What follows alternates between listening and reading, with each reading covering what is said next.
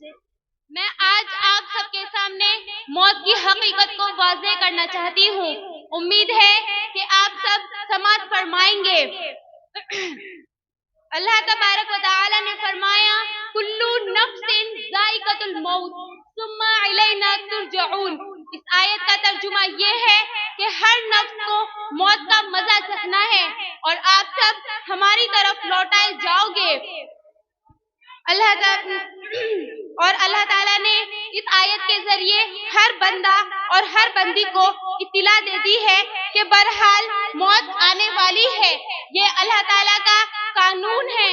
اس قانون کو کوئی بدل نہیں سکتا، اس میں کوئی ترمیم نہیں ہو سکتی ہے۔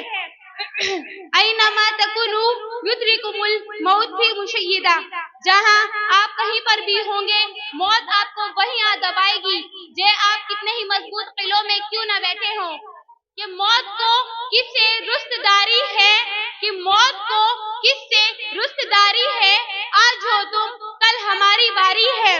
جس طریقے سے ایک کبوتر کے بارے میں مشہور ہے کہ وہ بلی کو دیکھ کر آنکھیں بند کر لیتا ہے، کیا اس کے آنکھیں بند کر لینے سے وہ بلی سے بچ جائے گا؟ کیا وہ بلی کو نظر نہیں آئے گا؟ آپ ذرا مجھے یہ بتائیں کہ اس کے آنکھیں بند کیا وہ بلی کا نوالا نہیں بنائے گا؟ سامعین حضرات، اسی طرح موت کا کسی کے خیالوں پر کوئی اثر نہیں ہے۔ آپ موت کو خوب یاد کیجئے، غفلت میں نہ رہیے کہ موت آ کر رہے گی۔ موت ایک ایسی حقیقت ہے جس کو کوئی بدل نہیں سکتا، دنیا کا کوئی بھی قانون بدل نہیں سکتا۔ اس موت کے اوپر دنیا کی بڑی سے بڑی طاقتیں بھی موت کو ٹال نہیں سکتی، حتیٰ کہ حکومت و بادشاہت، سلطنت و وزارت، مال و دولت کوئی بھی ٹال نہیں سکتی۔ آپ ذرا مجھے یہ بتائیں، موت کو اگر حکومت و بادشاہت کے ذریعے ٹالا جا سکتا تو فرعون اور نمرود کو موت نہ آتی۔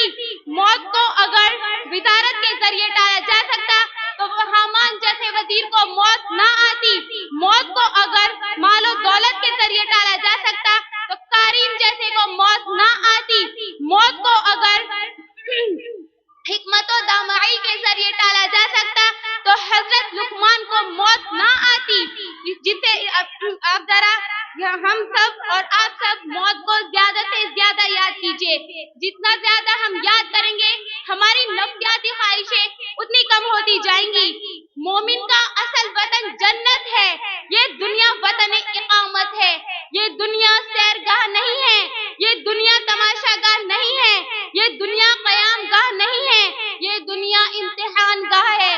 ہمارا پروردگار ہم سب کو بار بار جھنجھوڑ رہا ہے اور ہم سب کو بار بار بیدار کر رہا ہے کہ زندگی ملی ہے تو موت بھی آئے گی، کہ زندگی ملی ہے موت بھی آئے گی۔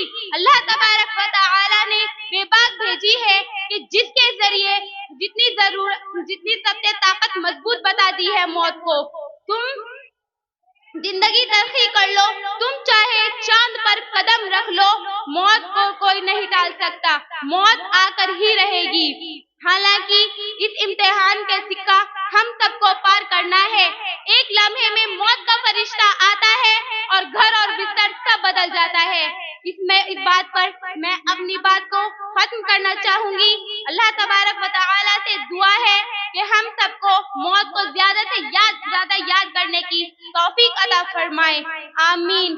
جتنا جینا ہے بندے، موت آ کر رہے گی، کہ جتنا جینا ہے جی لے بندے، موت آ کر رہے گی۔ 2 دن کی زندگی ہے، آخر موت آنی ہے۔ ہمیشہ کی زندگی کی جی پائے گا تو؟ کیا سمجھتا ہے کہ ہمیشہ یہ زندگی جی پائے گا تو؟ نادان کر لے نیک عمل، موت آ کر رہے گی۔